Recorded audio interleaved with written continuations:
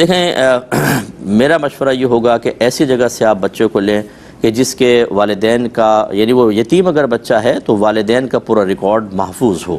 بہت سے بچے ایسے ہوتے ہیں جن کے والدین کا ریکارڈ محفوظ نہیں ہوتا، تو آگے چل کر ہم نے چونکہ میں ایک مفتی کی حیثیت سے کام کر رہا ہوں اور تقریباً 20-25 سال ہو گئے لگاتار فتویٰ نویسی کرتے ہوئے،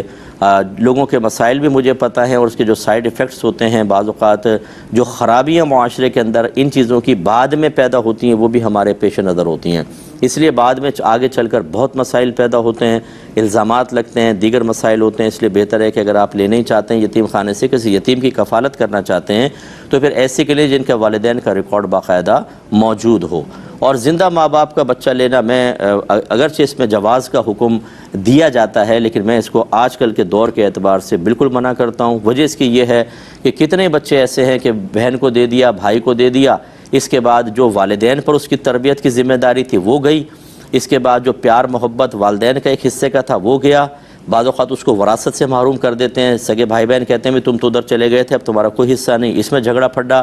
پھر ان لوگوں کی طرف سے بعض اوقات ایسا ہوتا ہے کہ قطع رحمی کے معاملات ہو جاتے ہیں، جیسے ایک بہن نے کہا کہ میرے شوہر نے زبردستی میرا بیٹا اپنی بہن کو دے دیا، اس کے بچہ نہیں ہو رہا تھا، اب جب وہ ملنے آتے ہیں میرے بچے کو لے کر نہیں آتے ہیں، اکیلے ملنے آ جاتے ہیں تاکہ کہیں ایسا نہ ہو کہ یہ ماں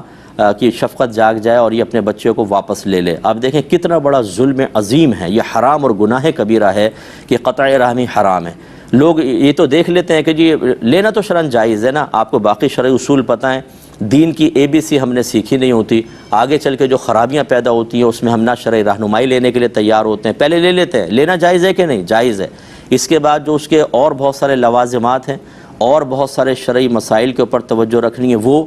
کوئی توجہ نہیں۔ اتنی خرابیاں پیدا ہوتی ہیں، یعنی بعض بچوں نے مجھے کہا کہ صاحب